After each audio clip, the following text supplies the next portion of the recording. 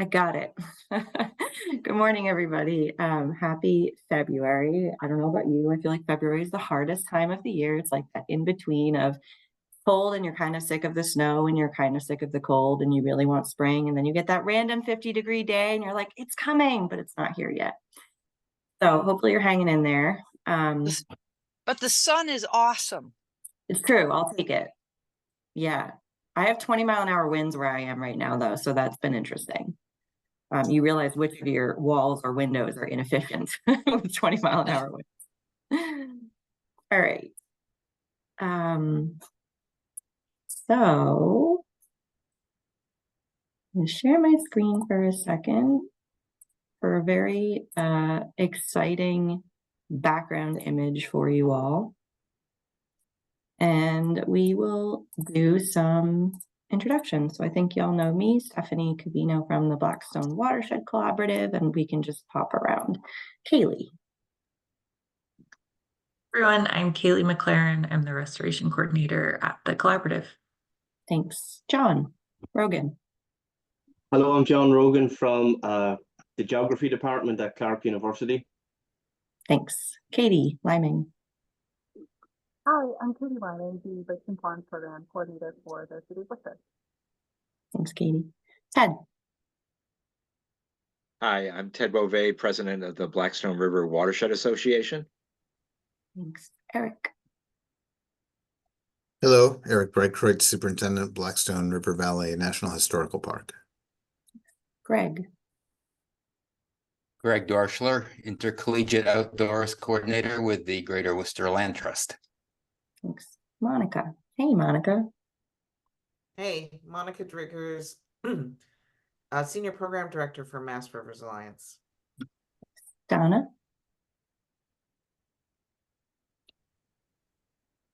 You're on mute. So there you go. You got it. Donna Williams, Blackstone River Coalition and Blackstone River Valley National Heritage Corridor. Good morning. Good morning. Judy. Good morning, everybody. Judy Rondo. I'm the Non-Point Source Outreach Coordinator in the Non-Point Source Management section in the Watershed Planning Program at MassDEP. One day we're going to have a competition for longest title. It's definitely someone from the state. Sarah. Good morning. I'm Sarah from Mass Audubon's Broadman Brook Wildlife Sanctuary, and I'm an education coordinator there. Thanks, Sarah. Deb. Yeah, Deb Carey, advocacy with Central Region of Mass Audubon, based out of Broadmeadow Brook. Thanks. David. Yeah, David Tapscott, Upstreet Board of Health, MVP, involvee. Local champion. Right, local champion. Okay, that sounds good. Okay, thank you. You're welcome. John Marsland. Good morning, everyone. I'm John Marsland, president of the Blackstone River Watershed Council. Thanks. Dan. Hi, I'm Dan Giza. I'm a member of the Tatnick Brook Watershed Association, and also my background is I'm a fisheries biologist, consultant, and run a department that does quite a bit of fish passage projects, some of which are actually in the Blackstone. Great, we should chat. Heather. Hi, I'm Heather Perry. I'm the Volunteer Water Quality Program Coordinator for the Blackstone River Coalition. Thanks, Heather. Vincent. Hello, my name is Vincent, Stormwater Coordinator for Shrewsbury DPW. Vincent. Kate. Morning, everyone. This is Kate McPherson, Save the Bays Narragansett Bay Riverkeeper. Thanks. Peter.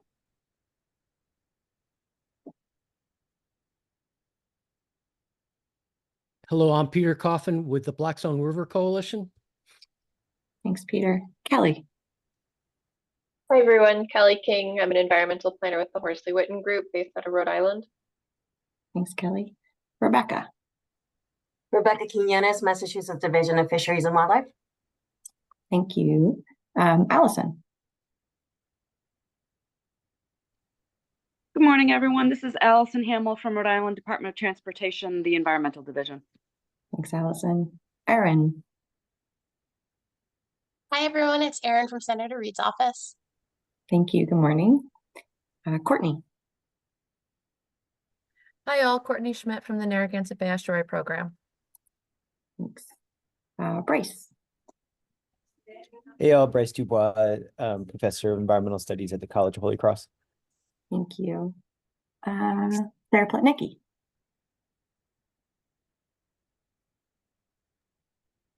Hi, everybody. I'm Sarah. I work at the Assumption Mass Regional Planning Commission. Thanks.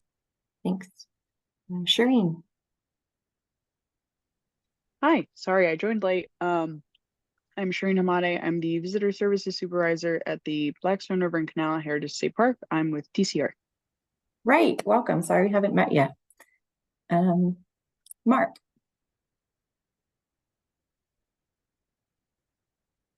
Oh, I think we had Mark's audio and then lost it again. We will come back. Was there anyone that I missed? Surprising. Okay, great.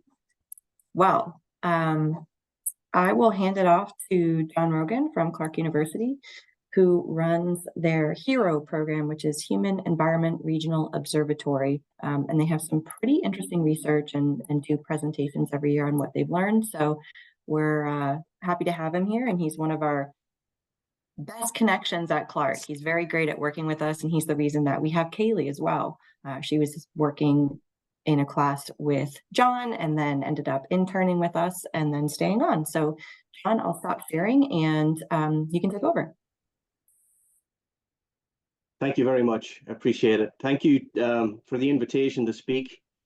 And it's wonderful to be in the company of all of you who are doing important work. And perhaps some of this that I'll talk about for a brief time this morning will resonate. And I welcome your questions and also your feedback. And I'm presenting today on behalf of my colleague in geography, Deborah Martin. And we, as Stephanie noted, have worked in the Worcester community and the broader Blackstone River watershed for probably, I was thinking this morning, it's about 12 years now. And our broad overview of the work we do, which I'll present today, concerns examining urban tree planting efforts to mitigate heat island impacts and foster more resilient and equitable cities in Massachusetts and Rhode Island. And so this is the culmination of the 12 years or so of work that we've been doing, and this will be an overview of that work. As we all know, from the perspective of urban forestry issues and needs, there are growing populations in cities.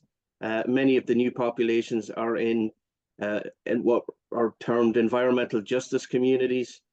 Those communities face increasing urban heat island intensification, and therefore there's an increased need for municipal governance, even federal oversight to handle what you would call green interventions in one way, shape, or form.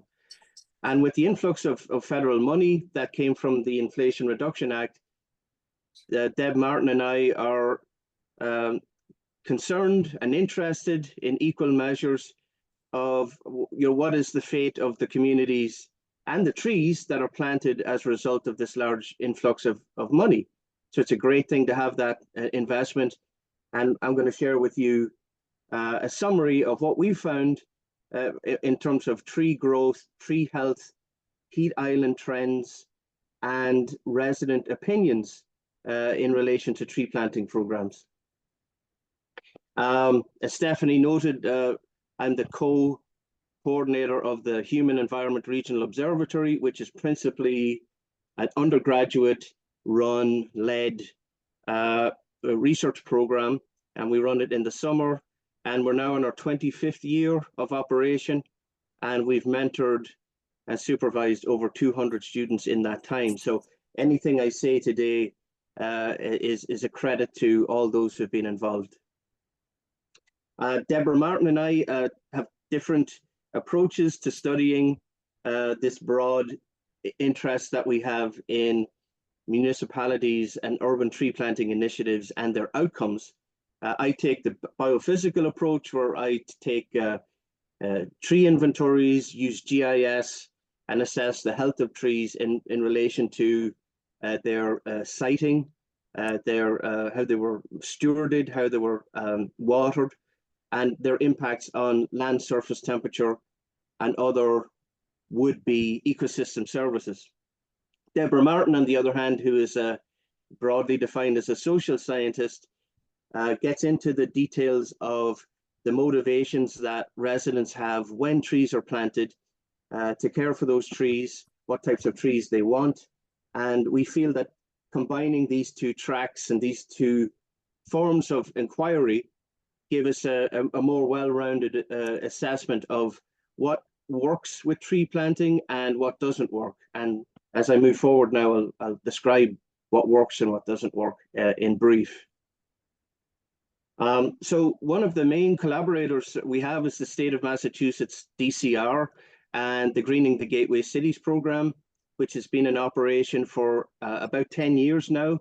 And this was a program that sprung from the Worcester calamity, where the longhorn beetle infestation led to the removal of approximately 30,000 trees or more to attempt to eradicate the longhorn beetle.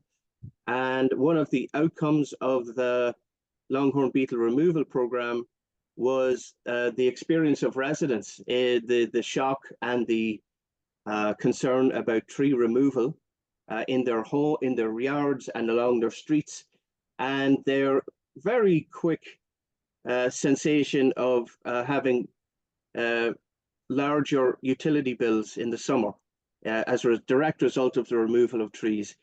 One of the more long-term outputs of that work as well was that the DCR took the notion that planting trees in underserved communities in the state would be an important way to invest in communities and engage in job training, etc. So in a sense, the longhorn beetle infestation in Worcester has led to some very positive outcomes. There were negative outcomes, of course, as well. The other group we've partnered with in Rhode Island is Groundwork Rhode Island, which some of you may know of and may have worked with. And it's a nonprofit that's part of a broader national Groundwork USA. And we have taken our approach to understanding tree planting successes from Massachusetts and applied them in Rhode Island as well. And we've been fortunate to receive funding from the US Forest Service to collaborate with Groundwork Rhode Island. So all told, for the rest of this presentation, I'll be talking about a summary of some of the major outcomes of the research we've been doing in Massachusetts and Rhode Island. So I'm going to talk about tree survivorship, temperature regulation from an urban heat island perspective, the ecosystem services that we've modeled as a result of the tree growth, both current and future, and resident perceptions. And the resident perceptions piece applies mainly to Worcester when last summer, summer of 2023, excuse me, we were able to visit a large number of residences and speak with the homeowners and talk to them about their perceptions of tree removal and tree planting 10 years post longhorn beetle. Okay, so in terms of tree survivorship, we have a standard approach to tree surveying that we do, which was developed by Lara Roman from the US Forest Service, who's been a great collaborator for us, and we're grateful for that work. And we go to the places where trees were planted on streets and in yards, and we get access to the yards as a result of the DCR collaboration or the Groundwork Rhode Island collaboration. And we're measuring if they're alive, if they're standing dead, if they've been cut, or in many cases, if they've been removed between the time they were planted and when we were able to return. This is a lot of information. I'll go through it gently. It's sort of a report card of many towns that we've visited, and particularly the planting zones within those towns.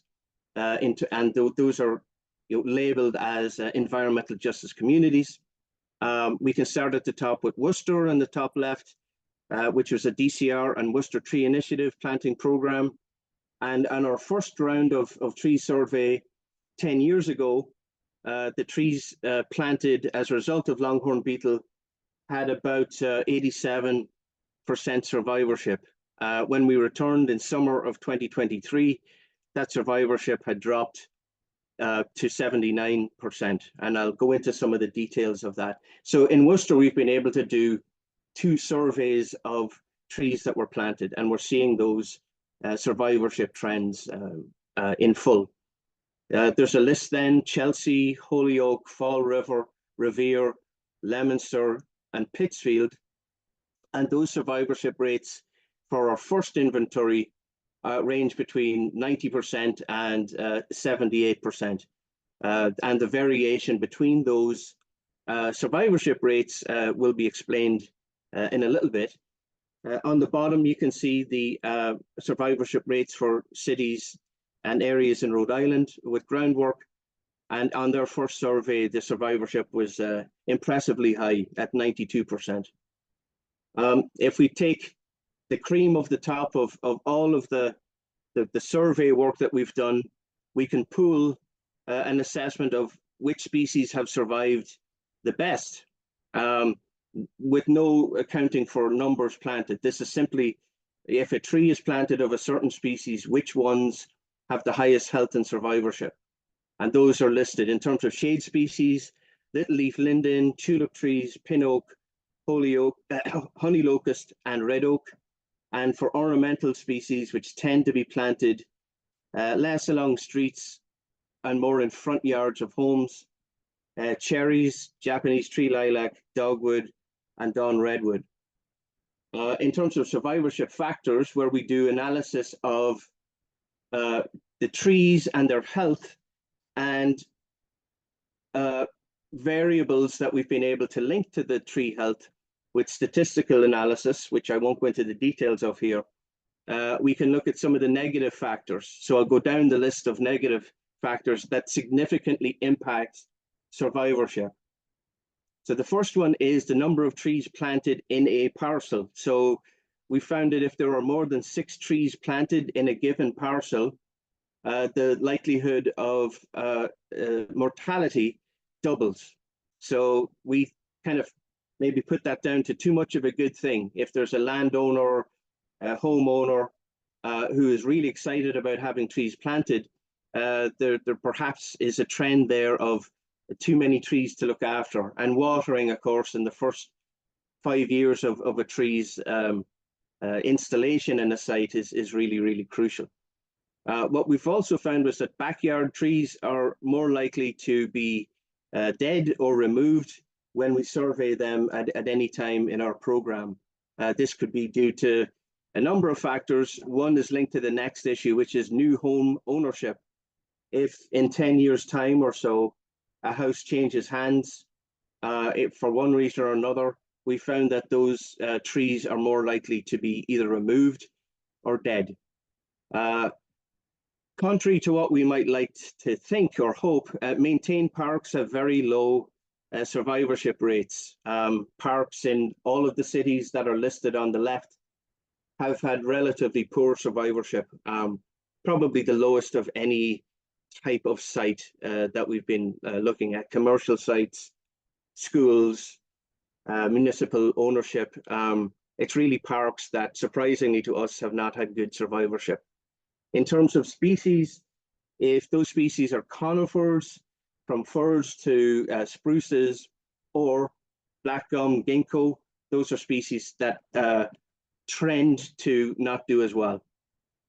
Transitioning into a more neutral issue, our expectation beginning this work was that rental properties, because of the lack of oversight by the residents, the renters of those properties, we had a sense that they would not have high survivorship, but we found that rental properties, in fact, have a neutral trend in that it's no more likely to have survivorship or mortality, which bodes well for environmental justice communities, which have large proportions of renters living in those communities. Turning to the positive, native species fare significantly better than non-native species. They've a higher trend in survivorship. Single-family residences, which would have with them larger lots, more space for root growth, and perhaps lack of interference of any kind, those tend to have higher survivorship. Encouragingly, homeowners associations and housing authorities have had very significantly good trends in survivorship. A good example of Worcester is the Botany Bay community, where we returned after 10 years in summer of 2023, and found that it was a very successful planting program there. And homeowners associations throughout the cities noted on the left have also had significantly high survivorship. The last two, front yards. So if you plant a tree, if you're a planting program and you want to have tree survivorship be successful, planting in the front yard always results in higher survivorship. I think there's the tendency of residents to care for and maintain what's visible to the rest of the community, and we found that that's been significant. And we've been very pleased to see that street tree survivorship in all of the towns that I've listed have had very high survivorship. Admittedly, we went into this work expecting that street trees wouldn't do as well, because there's often a sense of a gap between planting the tree and the public attention towards it. And then you get into 2 summers after planting and it's very hot and dry.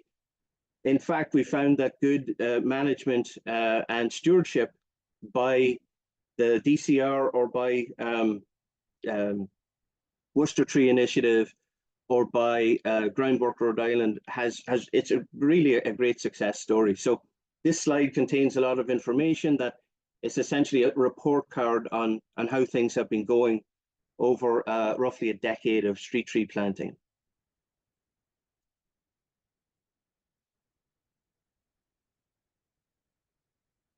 And this is just an image to show, this is in the Burncoat neighborhood in Worcester, and it shows a pin oak that was planted with 2-inch DBH diameter at breast height in 2011.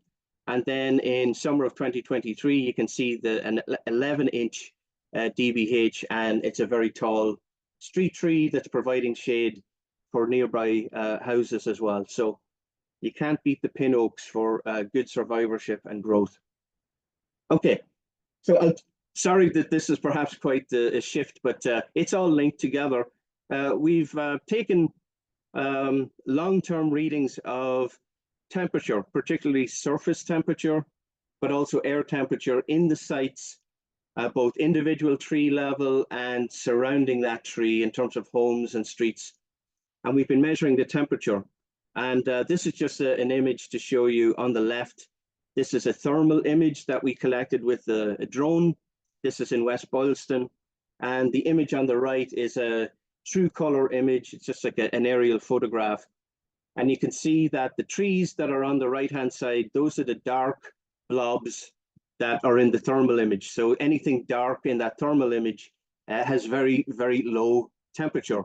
So the difference between the tree temperature and the white roof of the building is roughly 5 degrees Celsius. You're talking about 8 to 9 degrees Fahrenheit, which is significant. And we often think about trees being planted in communities as sponges, very, very big sponges full of water that absorb the heat radiated from the sun, and they cool as a result of the water content. But they're also up high off of the ground, so they're shading as well. So you have these outdoor air conditioners that are cooling the air and the surrounding properties, but they're also shading that landscape over the course of the day. So the map on the left shows the Burncoat Greendale neighborhoods in northern Worcester, and the red areas are indicative of areas that have warmed over time and the blue areas are indicative of places that have cooled over roughly a 10-year time period. And we're looking at this area in terms of, this is the area that lost the most trees with the longhorn beetle, and also had an enormous amount of tree planting, right? So we estimate 20 to 30,000 trees were planted in about 4 years, which is an incredible amount of planting. So we want to track, well, rather than waiting until what we're often told to do, which is the mature stage of a tree's life, perhaps 30 to 40 years, we're looking at the present.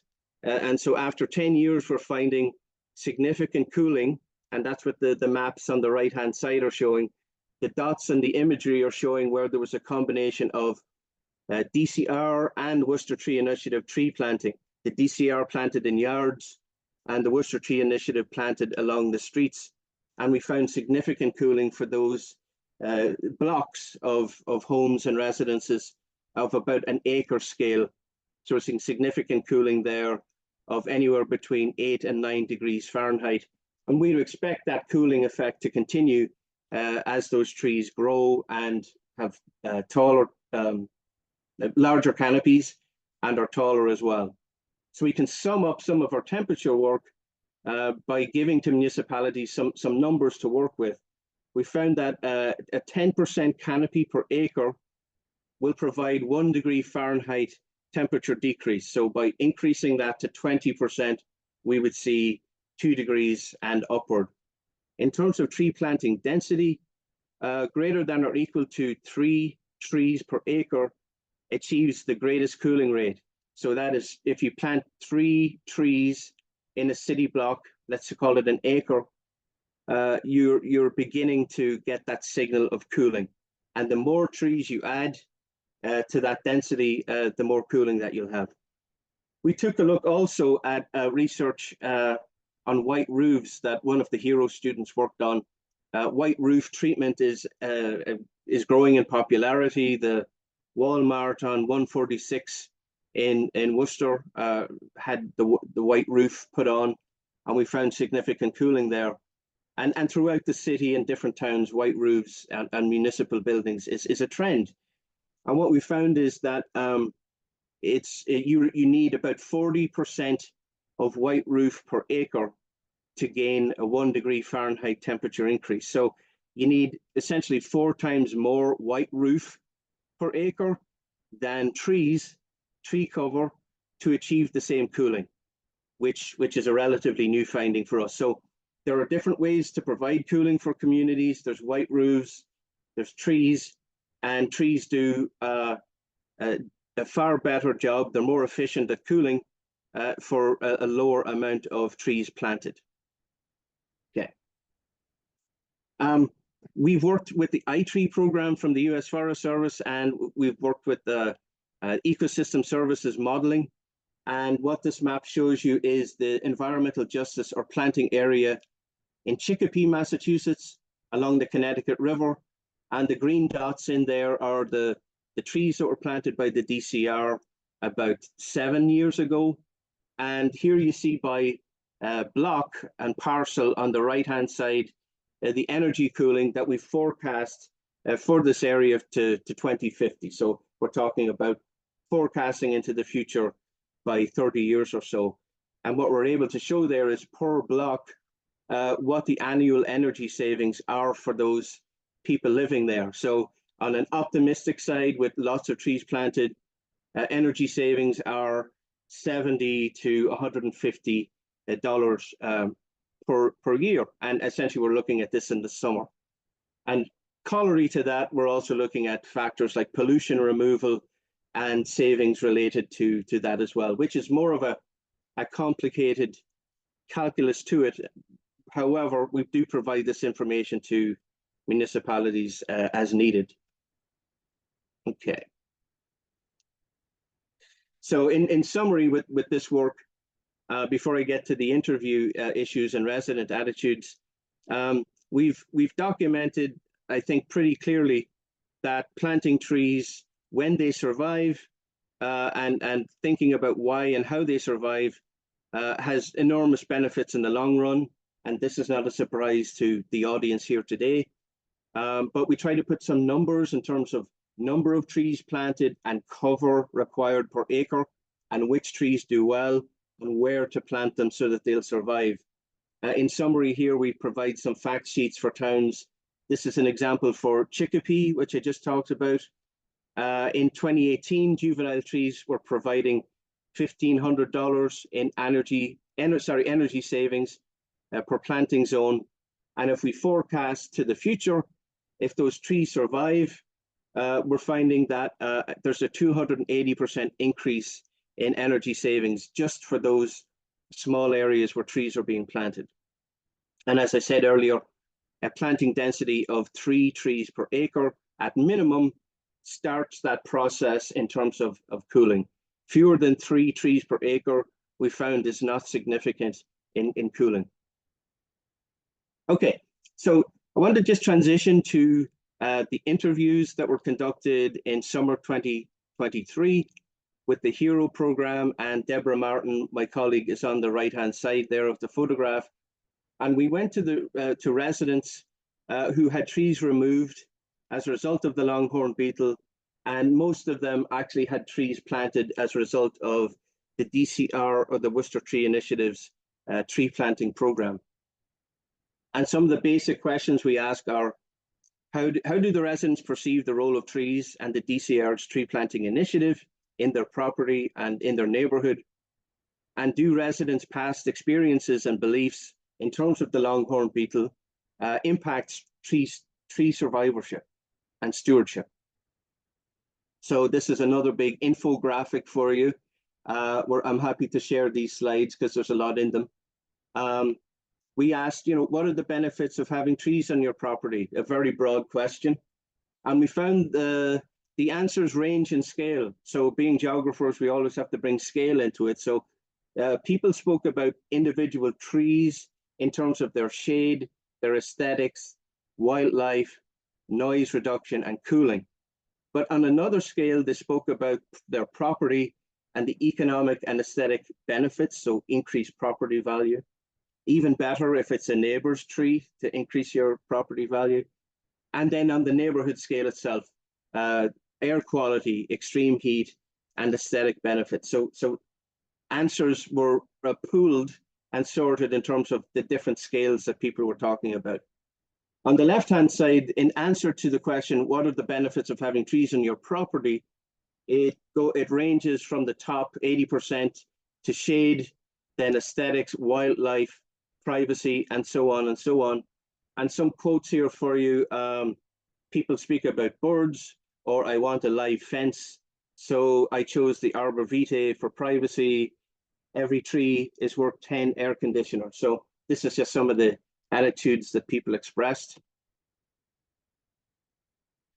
We asked, what are the challenges of having trees on your property? Now that trees have been in the ground on their properties for 10 years, this picks up on some of the issues you may be familiar with.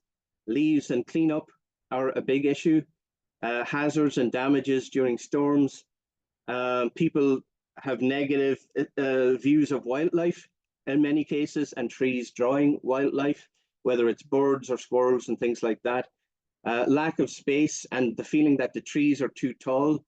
Many people told us that they didn't think the trees would get that tall when they were planted. So there's a perception of vulnerability there in terms of if something bad were to happen. And so, again, these are summaries of some of the attitudes and expressions we received. One of the last questions we asked is, looking back, what do you think about the tree removal policy? What do you think about the USDA and the tree removal that went on in 2010, 2011, 2012?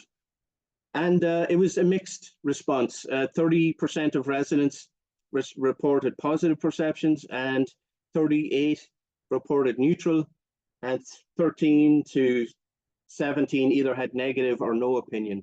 And some of the quotes are on the right.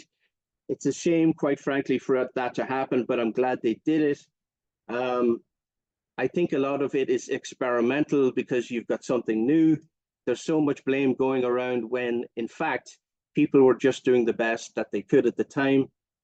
Others on the negative side said, I think it was overkill and devastating and had such a negative impact on the neighborhood that we moved. We were speaking to people by phone. We had phone records of people that we kept in touch with who had actually moved out of the community.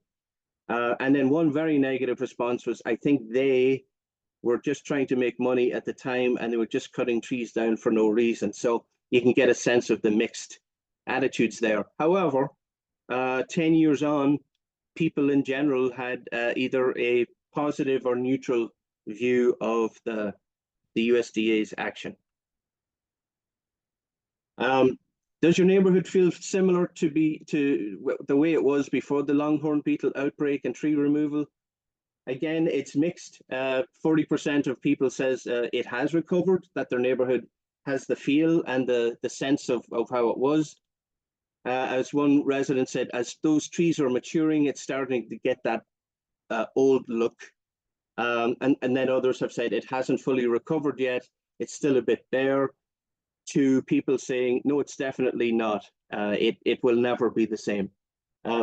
Interestingly, because we knew where trees were removed for the longhorn beetle, we found that those who had trees planted by the DCR and Worcester Tree Initiative, they had the more positive views of like how if their neighborhood had recovered.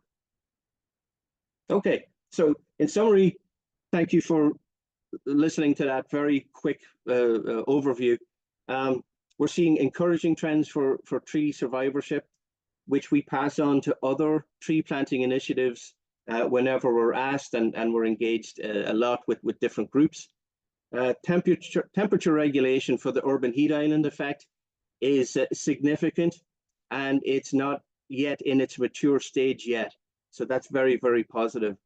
Ecosystem services, energy benefits from the tree planting can increase by 100% every decade, which is extremely encouraging. And we found that good partnerships among the tree planting agencies and municipal government, DPW, across the towns we've worked in, those result in better success, better networks, better communication, better long-term success. And in terms of resident perceptions, the residents we interviewed, numbering 60 or more, they clearly value trees and see that they themselves can be stewards in the success of a program. And I think if Deb Martin were speaking today, she would share with you that people, as part of tree planting programs, the residents that receive trees, if they feel that they're part of that process, they're far more likely to be engaged and steward those trees and tell their neighbors and be role models, if you will, for longer term success. So that's a really key finding and an important trend. So thank you for your time. I would like to thank, obviously, the Blackstone Watershed Coalition and all of the Clark University Hero team. And Kaylee has contributed a lot to that in the city of Worcester. And this summer of 2024, we'll return to Chelsea and Holyoke, which were the first greening the gateway cities to have trees planted. So we'll be able to report in August of this year the success or the health of those trees 10 years on. So thank you.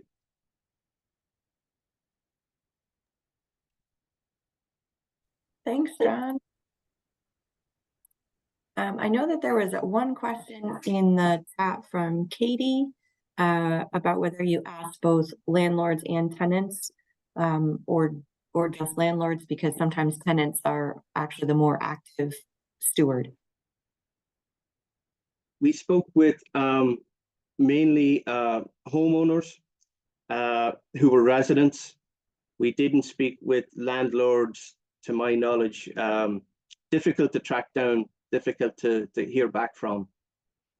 So that key link, it's a great question, that link between the property owners who are not residents, that's a key thing that we'd like to learn more about, because that's where a lot of people are living and that's where there's available planting space. Great, thank you. Anyone else have questions, you're welcome to just unmute yourself or raise your hand.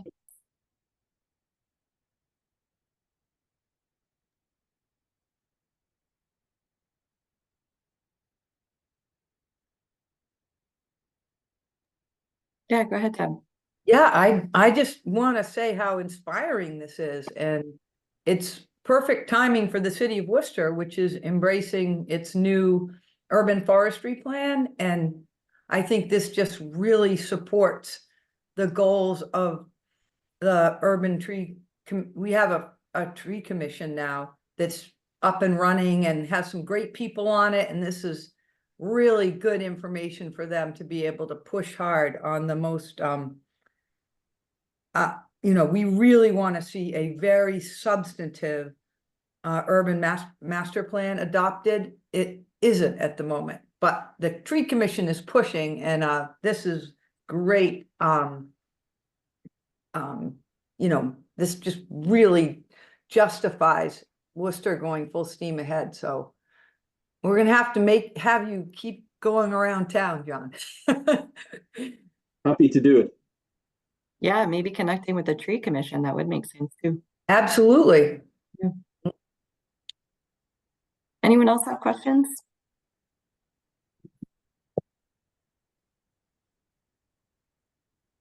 All right, so I'll let John off the hook here. Thanks so much for the presentation. I know folks asked also if you could share this. So if you want to shoot it over in a PDF, we can get it out to everybody when we share the notes out too. Happy to do that. Thank you so much. All right, thanks, John. Feel free to hang out, or you can head off if needed. So either way. Great, thank you. Thanks. Oh, Mark, sorry, do you have a question? Sorry, yes. I'm working on a number of hazard mitigation plans for communities within the Blackstone watershed. The ones that I'm personally working on are Boylston, which is up at the top, and then Blackstone itself, which is more down at the bottom for the Massachusetts side. And I was wondering if I could just put it out there for the watershed collaborative, that if they wanted to participate in or just reach out to me about sort of the hazard mitigation aspect of the work that you guys do. If I could just drop my email into the chat so you could reach out to me about that. Yes, absolutely. I'm going to run through a few other updates, and then I'll open it up for everybody else to if there are different things as well. But happy to connect with you on hazard mitigation plans. Yeah, thanks. Yeah, of course. I just wanted to get that in before everyone hopped off. Yeah, sure. No problem. So for other updates, kind of going through some of them, the Bikeway Greenway, I don't have any updates. We rarely do. I know that there's construction starting on that Golden Spike sector between Massachusetts and Rhode Island, but I don't think that's quite started yet. I don't know if anyone else has anything. Feel free to interrupt. For university work, I also don't have anything. I don't know if any other professors or folks from universities on the call, if you have something specific that you want to share as a research opportunity or what you're working on. If so, feel free to put it in the chat or interrupt. Passage, I do have updates. So you might have heard that we have created an advisory committee now for working on fish passage with the state of Rhode Island, with DEM. That advisory committee has met twice now. Our last meeting was just last week, and we will continue to meet hopefully monthly to get updates on what's going on. So the updates that I have for you now, DEM has submitted 3 different grant applications. One, the big one, is a $20 million grant for final design and construction around both one fish passage around Main Street and Slater Mill dams. That we haven't heard back yet. We know that we're kind of still in the running and waiting to hear, but no word. Hopefully we will hear something in the next month or a couple months. And Erin, I don't know if you're still on the call. I don't know if you have any other update on that timing. I know things are supposed to be released in the summer, but I wasn't sure if that meant funding was released in the summer or the notifications were released in the summer, if you had that information.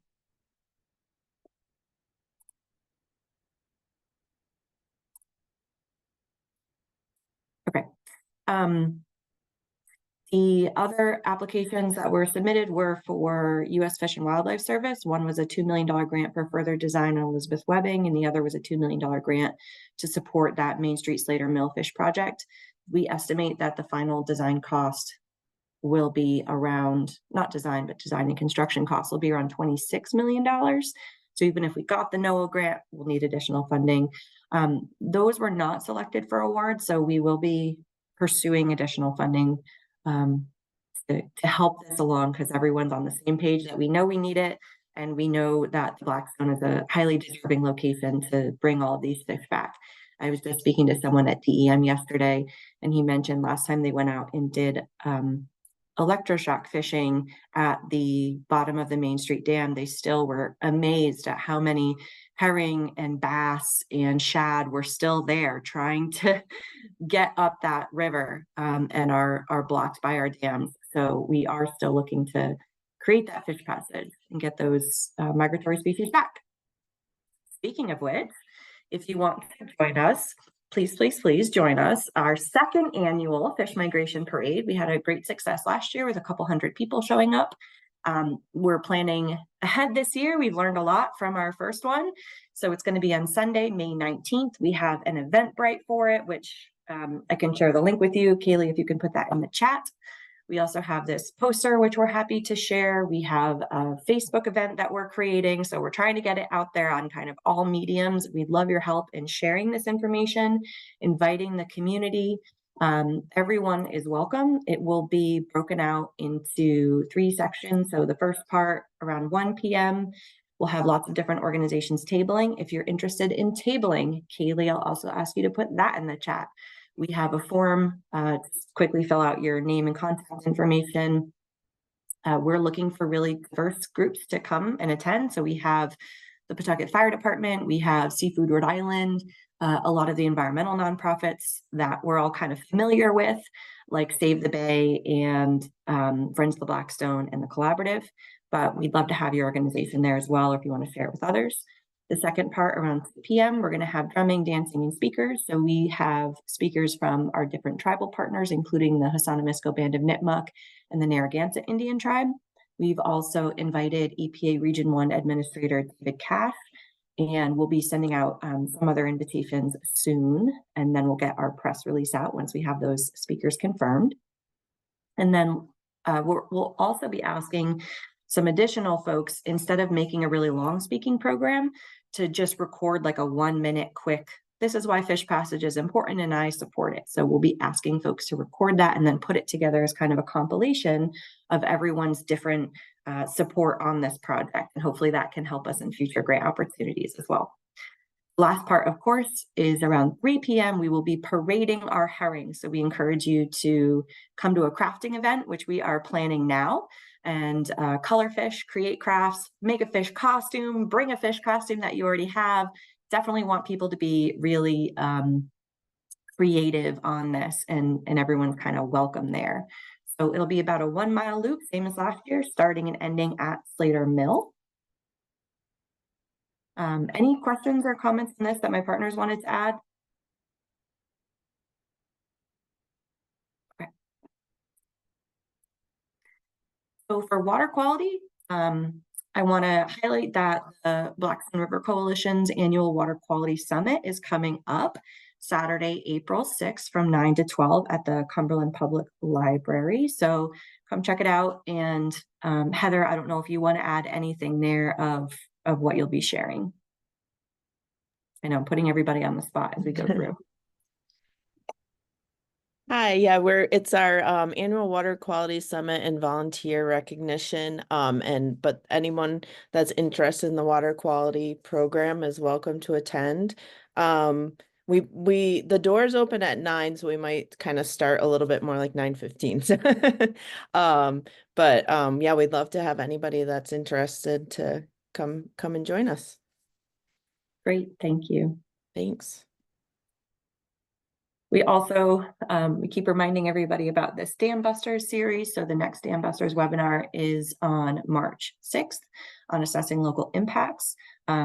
If you didn't hear from us last month, there's also this national community of practice on American rivers.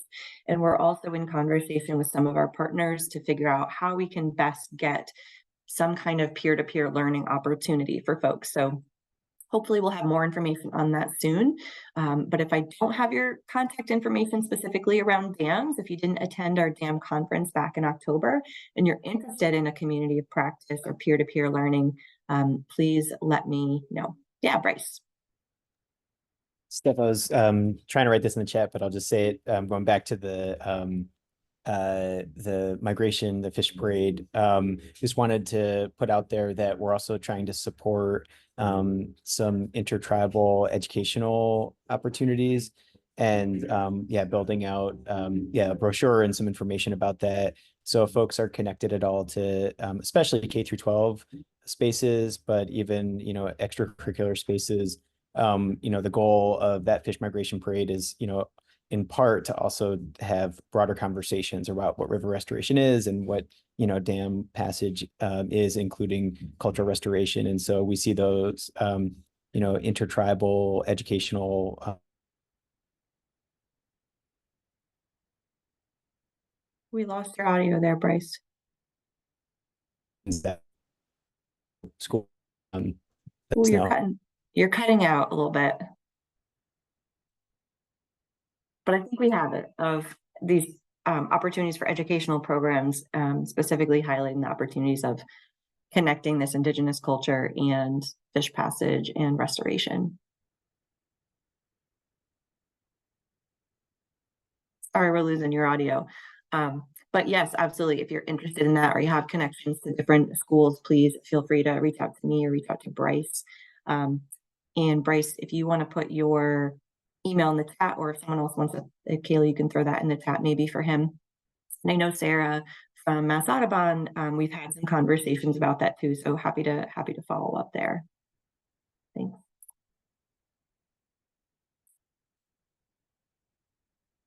Oh, there we go. Not trying to open up that link, just trying to go to the next slide. There we go.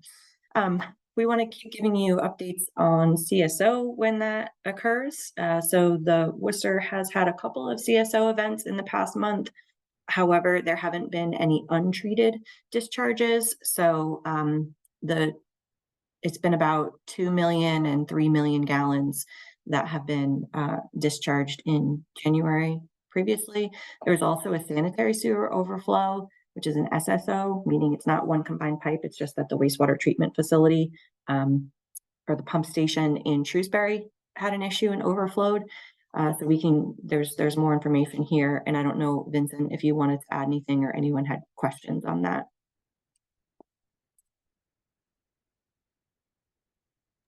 Steph, the Hill Street pump station is in Shrewsbury? Or is it Shrewsbury Street? No, Shrewsbury itself.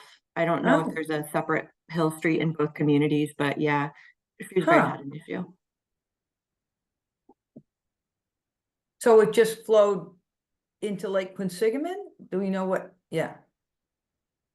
Yeah, that's my understanding. I don't know if we still have Vincent on the call from Shrewsbury. He might have had to step out. I'm here. I just remember I've never heard of that happening before. Yes. So Hill Street pump station actually does not discharge into Lake Quinsigamond. It actually goes to the Northborough Reservoir. We have one of our pumps being replaced right now, so we have a bypass pump station there to kind of help keep up with the flows, but we have staff checking there very regularly every single day to make sure everything's running fine. So we've been getting a couple of small SSOs at Hill Street pump station, but that should be getting fixed hopefully very soon. Great, thanks, Vincent.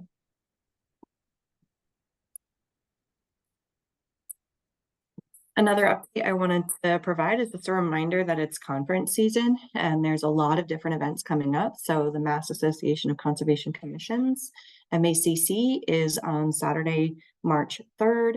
The next weekend on Saturday is the Rhode Island Land and Water Conservation Summit.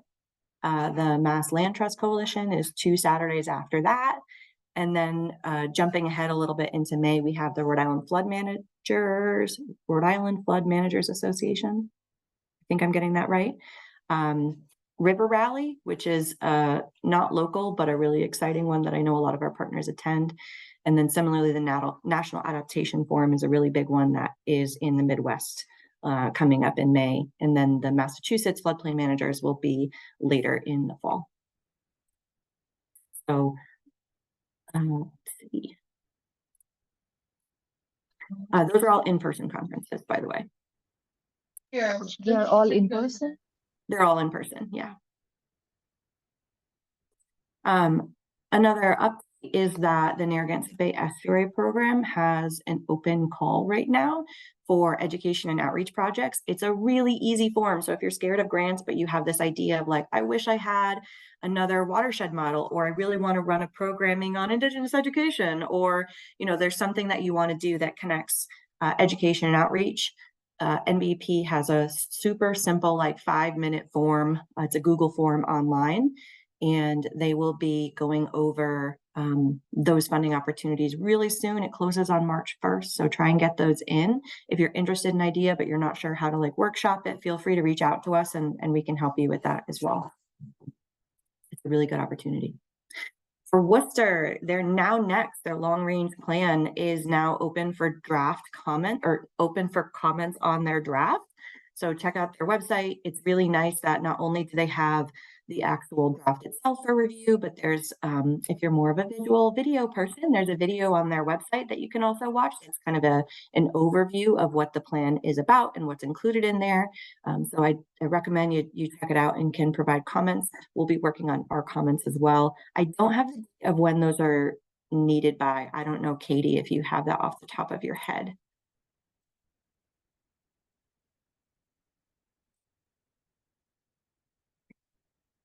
Get that to you sooner rather than later. So those are all the updates from me. We have a bunch of more stuff on our agenda, and we'll have that in our notes. But I wanted to open it up for you all. If you wanted to share those updates, feel free to unmute yourself or put it in the chat. Through February 25th. Oh, it's soon.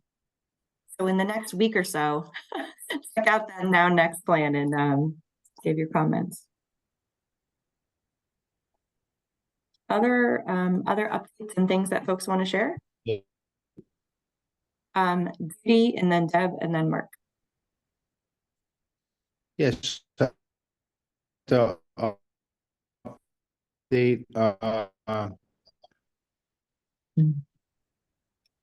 you are cutting out. If you want to add it in the chat, maybe. Judy, do you want to jump in? Sure. Yeah, just want to remind everyone that our 604B and 319 non-point source management grants will be released. The RFPs, I should say, will be released at the end of this month or the beginning of March. Big news that I wasn't able to share last month that I'm excited to share this month is that we have been able to acquire the required non-federal 40% match internally. So there will be no match requirement for this grant round. This is something that we are hoping that we can continue in the future. But the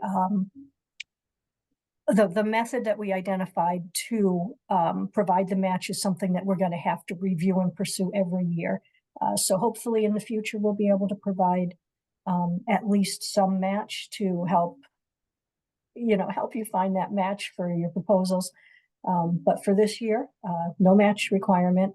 And we held our pre-RFP informational meeting on January 24th, and all the information, the presentations and some supplemental information as well is posted on our website. So I'll pop the link into the chat if anyone wants to look for that. Yeah, thanks, Judy. Very exciting. Looking forward to that. Deb.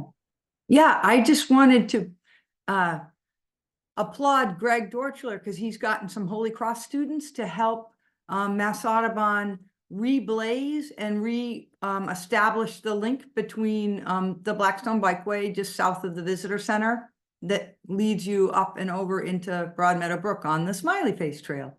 And so I just think it reinforces the value of the bikeway and connecting to the visitor center. So Greg, cheers to you. Thank you, Deb. Yeah, thank you. That's wonderful. Always happy to hear bikeway updates too. Mark, go ahead. Sure. Yes. So Stephanie, thank you for having me here. I know it's sort of a last minute invite. A quick update for you on the brick project. It's been sent to MEMA and FEMA and is currently in panel review. I know we discussed like the building code specialist and he sent us a letter of support. So we're very grateful for that. So hopefully we'll know more about that in the future. The big thing I wanted to bring up today is that CMRPC is working with a lot of HMPs or hazard mitigation plans for towns within the Blackstone Valley or Blackstone River watershed. So we have hazard mitigation plans going for Boylston, for Holden, for Paxton, for Oxford, for, let's see, I don't think that one is in there. I'm just checking I'm looking at the map that you guys have and our list that we're working on. And one of the big ones that we're obviously working on is the Blackstone hazard mitigation plan. And so some of the things we're looking at for that is the way that sort of flooding affects these communities, and that how sort of like the way sort of the riverine flow works through them can create hazards for the residents and for the towns. And so we'd love to have your guys' input on some of these hazard mitigation plans. So I put my contact information into the chat so you can reach out to me if you want to come forth and maybe be involved in the planning process, or if you just would like to give me your contact info so we can send you a draft of the plan when we have it completed. I think there's one more thing. I'm just trying to remember what it is. Oh, we've for the hazard mitigation plans, we are also adding invasive species as a hazard to our hazard mitigation plan. So like the emerald ash borer, like watercress or other riverine and forest-based invasives. And so this is a new thing that we're doing with hazard mitigation plans. And so if you have input on that as well that you'd like to provide for us, or if you'd like to maybe comment on that when we put out the plans, again, just reach out to me and we can get you involved. So thank you very much for your time. Yeah, great. I'd be happy to be involved in some of those as well. So feel free to follow up if you have those drafts. Thanks. John and then Heather. I just want to let everyone know that we appointed Bruce Curlis as our executive director, so I'm happy about that. And we also, my Zoom kept getting dropped, and I wanted to make a mention about the dam removal. In the town of Cumberland, they had a dam blowout on the Rawson Pond, and the town's looking to replace the dam. So Pair Engineering is doing a study, and I think the cost up right now is $3 million to restore the dam. And I'm just hoping that they don't go that route, that they'll just let it be and just restore the banks where the dam used to be and let it just go back to nature. Yeah, thanks, John. Let us know if there's a public comment, or if there's even like a town council meeting around it or something that we could provide testimony to, because I agree that if your dam has already failed for you and it hasn't hurt anybody and there's a natural waterway there, it makes more sense to restore it and not spend that $3 million, maybe put in some good intentional native plantings, but otherwise let it be a free-flowing area. So we'd love to provide comment on that. Great, thank you. Yeah, thanks, John. Heather. Hi, along with our water quality summit, we're going to be starting our next season of water quality monitoring at the Blackstone River Coalition. And so if anybody is interested in being a monitor, it's a once a month commitment from April to November. And or you can kind of fill in, be a sub monitor. So if you know of anybody that would like to do it, if you could forward them my way, that would be great. I'll put my email in the chat if anyone's interested on more information. Thank you. Thanks, Heather. Yeah, I really recommend that people check out that program too. And I know it's helped a lot of people gain that kind of hands-on experience and then gone on to do other programs as well and kind of built on it. So it's a great opportunity. Sarah. Thanks, Stephanie. Yes, I just wanted to share that we have a group of youth climate leaders who have been planning a youth climate summit, and we have a date and a place for March 16th at the Worcester Senior Center. It's open to all youth, primarily like middle school and high school age is about what we're going for. And it's free, and there'll be lunch, and I can send over the flyer to you, Stephanie and Kaylee, for in case you have young folks in your lives that you want to share with. And I'll just put out a plug on behalf of Worcester Technical High School's environmental science shop. I believe they're still looking for placements for their junior and senior students for co-op opportunities. And the contact person for that is Heather Courtney at the school, whose contact I can also send along. Thank you. Yeah, great. I know that Youth Climate Summit has been a really wonderful program in the past, so sounds good. Thanks. Anyone else have updates they want to share? Yeah, John. I have a question for Heather. Heather, do you have any candidates to replace Nick Wenzel for the Rhode Island coordinator's position? I think Nick was reaching out to someone that he knew and was going to check with his volunteers, but nothing solid yet. Okay, thank you. Yep. Yeah, Shireen. Hi. I just wanted to share that we do have our maple sugaring programming coming up, which should be a lot of fun. It will be my first year hosting. And the weather's been decent enough for it. We've been filling up a lot of buckets here and there, just in preparation for it. But yeah, I just wanted to let folks know that it's coming up on the 24th and the 25th. We have tours hourly. And the NPS will be coming through to have a climate change station over there. So I'm very excited about that partnership as well. Awesome. Yeah, if you want to send us any information you have on that, we can include it in our notes. Thanks. Any other updates that folks want to share? Okay, I have a question for you guys, and I know it's the end of the meeting, so we might have lost everyone kind of paying attention here because that happens in meetings. I get it. But if you want to give me another minute of your time, I'm going to launch a poll here. And I'm just sort of curious, what is the reason that you participate in the collaborative? Is it because you want to learn about what other programming, events, jobs, grants, whatever's going on? Is it that you want to share your update? Is it just about kind of building relationships and learning who does what and who to kind of connect to in the region? Or is it those bigger picture, like helping guide priorities and projects and where the collaborative should be working? So I'll give you a solid. But single choice, huh? That's hard. Your top one, maybe. Yeah, sorry. I don't think that Zoom allows me to do multiple answer ones. I would have done like ranking. If I was smart, maybe I would have done like Mentimeter or something, but I wasn't smart. I did it through. I would hit all of them. So just so you know, but I'll try to be more thoughtful. No problem. Yeah, and if people have feedback, I did have an other category as well, which of course in Zoom you can't type anything in, so feel free to kind of tell me what your thoughts are there. But I always just like to check in here and there, and I know I've done this before of, how can we best serve you? Because my job is building your capacity and providing you technical assistance. It's not like this is fun for me to meet with you all, even though it is fun for me to meet with you all. I like hearing from you guys. I like seeing all your little faces on the screen here.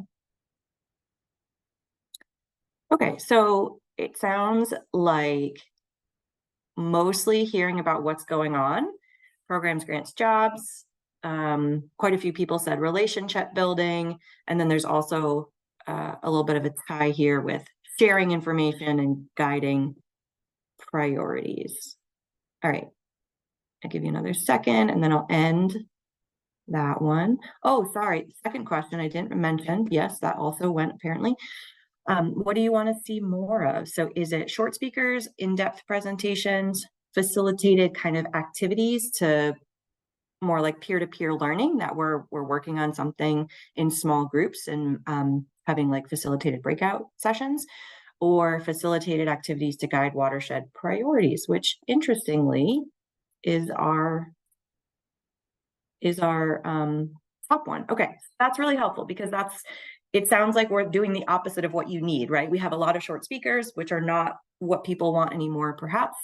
And you want more facilitated activities on this, like, how do we move forward as the collaborative, which is great feedback. And we are happy to do that. So we'll think about next month. Next month, we do have a speaker already. We're going to hear from our hydropower intern, Zamuna, about her research on hydro and some outreach materials there. The kind of the good and bad of hydro and the considerations needed.